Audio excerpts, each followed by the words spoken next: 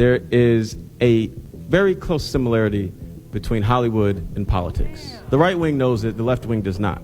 I sell angry black politics to 20 million white people a day.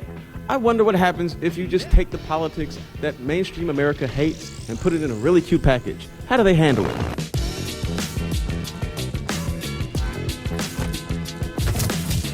Remember the earlier days of the internet, a wild and weird time where just about any level of humor flew? Edginess was the rule of the landscape, and no doubt many of you were either growing up during that time, Jesus Christ, I feel old, or, like myself, you were deeply inundated in all the post-ironic glory. You basically couldn't escape it at the time. If you were on the internet, you were likely watching some variation of people swearing, throwing up into each other's mouths, or whatever weird, absurd thing was going on. And while this era is beloved by most, it really was an era of truly hollow, edgy humor. I mean, I'm a large appreciator of Filthy Frank lore, but I'd be lying if I said it made any deep commentary on our society. That's why it generally didn't surprise me too much to learn something I know many of you will likely know and say it was obvious, that The Boondocks was a show that was released in 2005, and not in fact during the edgy era of the internet, despite many clips of the show being posted during that period. Around 2005, you had comedians like Dave Chappelle blowing up for his critical view of society and the black experience. Was it edgy? Yes. But was a lot of it poignant and meticulously thought out to make a point? Absolutely. While yes, the greatly inferior fourth season aired in 2014, we'll get to that soon, The Boondocks itself came out far earlier. While many will often say that the show couldn't be made today due to the political climate, I couldn't disagree more. The Boondocks, outside of its more in-your-face gags with Uncle Ruckus and clip segments for memes out of context, was a show about class struggles, stereotypes made within and outside the black community, and race relations. And, as everyone knows, comedy is the easiest way for people to swallow political truths in society. So the Boondocks did just that to a T. Every edgy joke typically had something to say about society, and no topic or celebrity was off bounds to Aaron McGruder's writing. However, with this in mind, the problem should become incredibly clear about why the Boondocks couldn't work today. But before that, a word from my sponsor. Me, because I'm actually not sponsored, so I gotta do it myself. Remember to like, sub, and drop a comment below, since as I say in every video, it's completely free and it helps get my videos out there to the cold, unfeeling algorithm. And especially if you want me to make more of these unique videos that aren't just focused on Smiling Friends, vivzie pop, or anything else specifically that you're just not down for. Remember how I said we'd get back to talking about Season 4? Well, that's perhaps the biggest key factor into why. The Boondocks, even in its earlier seasons, although popular, caught tons of flack from people as it targeted just about everyone, as I'd mentioned before. What made it work though, and likely survive, was the fact that Aaron McGruder was the brainchild behind the show. He knew just exactly how to strike the perfect balance of satire and edgy humor, while also coming off as genuine. Take a character like Huey, who is basically a self-insert, but even when he seemed to be the wisest in the room, he still showed vulnerability as a child still learning, and not quite a Lisa Simpson character in the later seasons, where she essentially becomes a flanderized know-it-all, which is where Season 4 comes in again. Season 4 intentionally ripped all the nuance away, the thought-out writing for the characters and charm, and threw it out the window in favor of a more flanderized style of character writing and Family Guy-like jokes, where simply saying something stupid and absurd should be funny enough, at least from their perspectives. Many had attributed this to the fact that Aaron McGruder had left the show in the fourth season, but in late 2014, it was actually revealed through Sony hacks that a series of emails exchanged by McGruder and the producers at Sony showed he was in fact involved in the season's creation. However, much of what he had planned and written was then handed to new writers who essentially butchered the impact of the jokes and plot lines. I need to remind you, of course, that much of this is my own obvious speculation, as there's not much online about how much McGruder had written, but one can only assume with the drastic loss of edge in the final season, he likely had drafts and plots written out, not too different from how, if you've watched my previous videos, you'll know that both Zach and Michael Cusack also write out plots for future episodes well in advance. However, that's exactly the problem. You remove both of them from the equation in making these plots and writing moments, along with McGruder, and you get a hollow experience of what they'd written out. The leaks and Granddad's voice actor had stated he was being forced to write multiple shows and had to have it done incredibly quickly, so he was fired for not meeting their expectations. So ultimately, you remove the venom from the snake and you've just got a little wet noodle. That's what happened to Boondocks. This was essentially the same thing as we were about to get a Boondocks reboot. After many years of being under a gag order from Sony, Uncle Ruckus's voice actor actually spilled the beans that Aaron McGruder had been fired yet again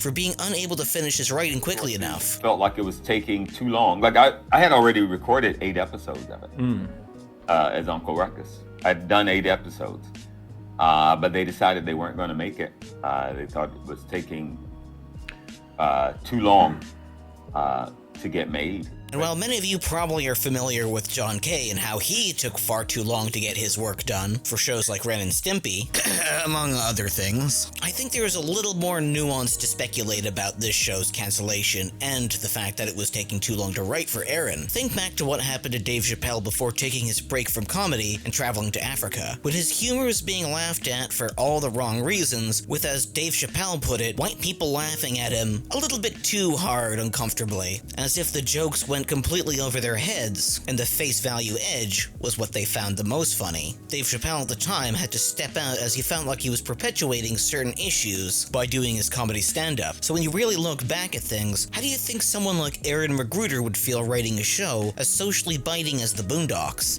Why do they want you to see certain things? Why do they want black people looking silly? Well,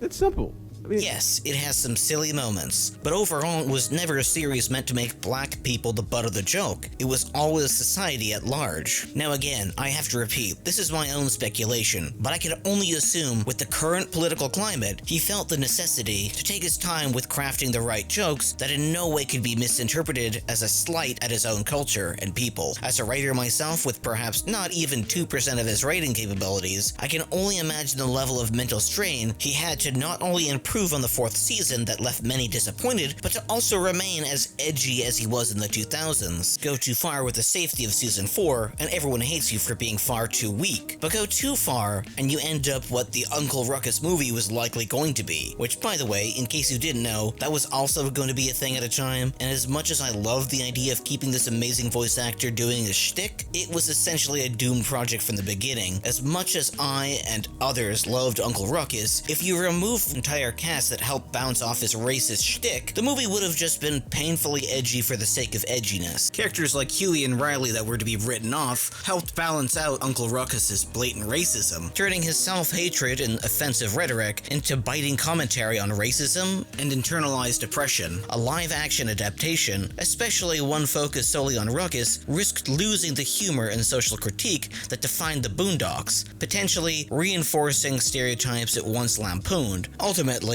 although I am sad that the Boondocks reboot was never brought to life, had it fallen into the hands of other writers less talented like season 4, I'm afraid the show would have been yet another lame duck. Perhaps it's ultimately better that we just didn't get anything. We still have those first 3 seasons, as they still stand the testament of time being posted all over the internet to this very day, with many not realizing it aired 2 decades ago. Yeah, sink that in for a moment. And on top of that, it would also just feel wrong to continue the show while the heart and soul of the series, Granddad, was gone. Granddad, what do you do when you can't do nothing, but there's nothing you can do?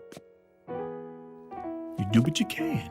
I can only hope that within the next couple of years, we see something like Black Jesus be made by McGruder, but for now, I think it's best we all move on from the Boondocks and hope Aaron does too for his own sanity. Thanks for watching, guys. I'll catch you next week. Bye.